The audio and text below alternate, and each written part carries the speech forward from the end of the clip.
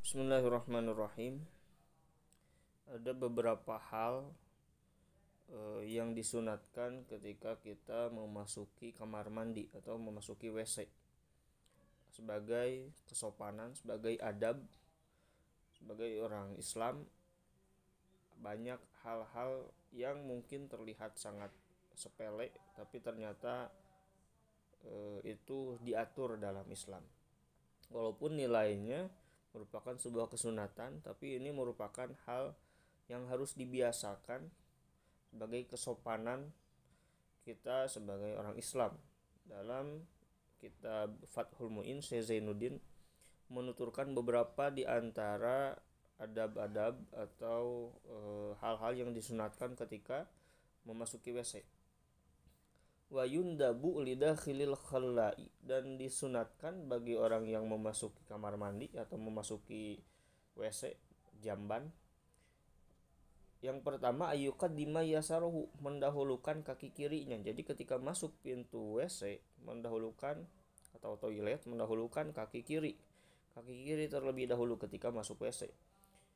Wa yaminahu linsiropihi, dan mendahulukan kaki kanan ketika keluar dari toilet.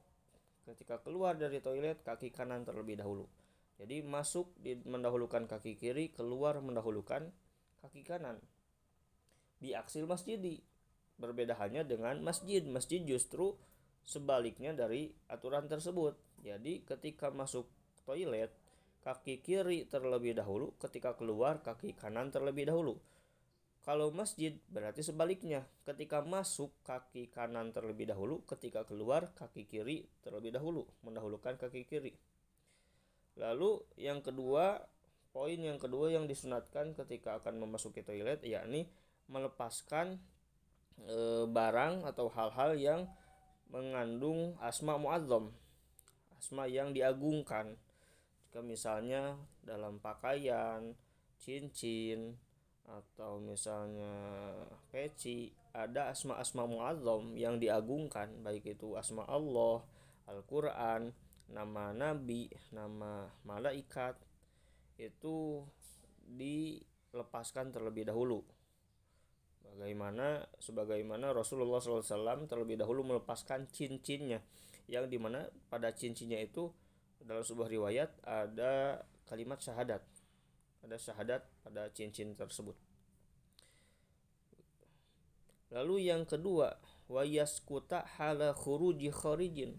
Yang kedua, untuk berdiam diri, tidak berbicara ketika keluarnya hal yang keluar. Maksudnya ketika sedang keluarnya kotoran, atau dalam istilah bahasa Indonesia itu ngeden, kalau bahasa Sunda itu ngahejeun, tidak diperkenankan untuk berbicara sama sekali secara mutlak. Apapun pembicaraannya tidak diperkenankan ketika sedang keluarnya kharij atau yang keluar, ya maksudnya kotoran. Ketika sedang keluarnya kotoran, itu tidak diperkenankan untuk berbicara apapun jenis pembicaraannya secara mutlak. Walaupun selain dari zikir, walaupun selain daripada zikir. Apalagi kalau zikir itu lebih tidak diperkenankan. Bahkan ada yang berpendapat haram. Misalnya ketika sedang ngeden sambil berteriak Allahu Akbar. Nah, itu tidak diperkenankan, tidak diperbolehkan.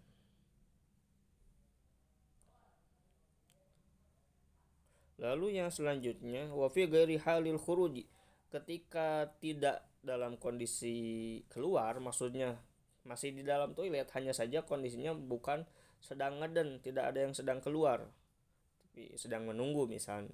Pokoknya di dalam toilet, tapi tidak dalam kondisi situasi ada yang sedang dikeluarkan. Nah, itu tidak diperkenankan untuk mengucapkan zikir. Kalau selain zikir berarti diperbolehkan. Kalau zikir itu tidak diperbolehkan. Misalnya membaca takbir, membaca subhanallah, tidak diperbolehkan.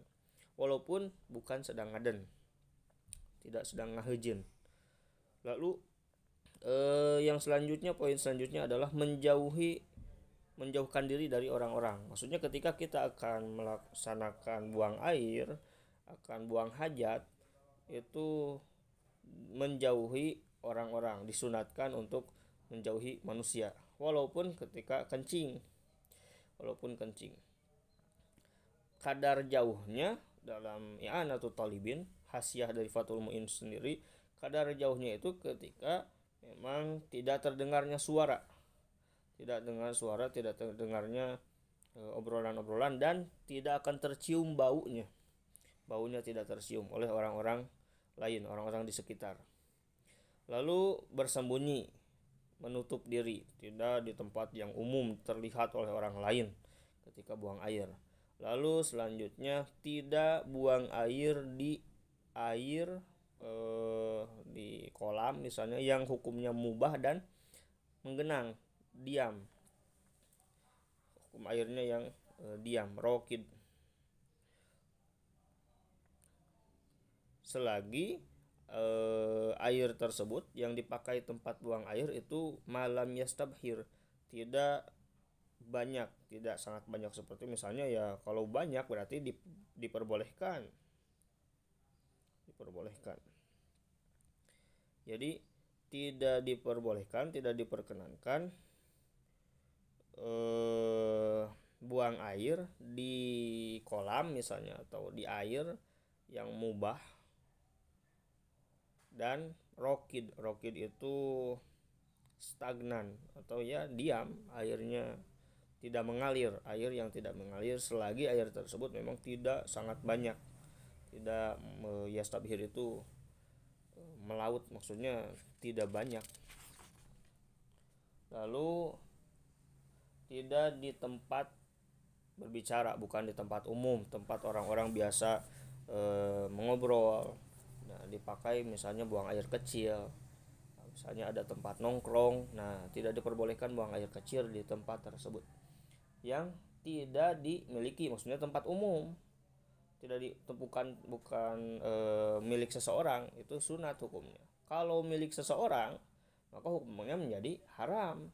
Buang air di tempat berbicara, maksudnya tempat ngobrol dan milik seseorang, itu hukumnya haram. Lalu tidak di jalan yang biasa dilalui oleh orang-orang, itu tidak diperbolehkan.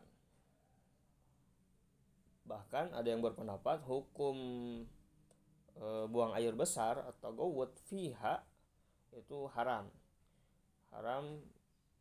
buang air besar di jalan yang biasa dilalui oleh orang-orang. Karena kenapa? Karena itu mengganggu orang-orang Islam, sangat mengganggu. Lalu selanjutnya tidak diperbolehkan buang air di bawah pohon yang sedang berbuah, yang milik dia sendiri. Jadi milik seseorang, milik orang dia sendiri yang buang air. Maksudnya si A punya pohon mangga yang sedang berbuah, lalu dia kencing di bawah pohon mangga tersebut. Nah, itu hukumnya makruh. Atau milik seseorang yang memang diketahui keridoannya, milik temannya sendiri, yang apabila ia tahu bahwa pohon mangga yang sedang berbuahnya dikencingi, ia akan ridho, itu hukumnya makruh. Apabila milik orang lain yang tidak diketahui keridoannya, kerelaannya, itu hukumnya menjadi haram. Dan juga tidak menghadap kiblat, tidak membelakangi kiblat, dan yang lainnya. Wallahu a'lam bishawab.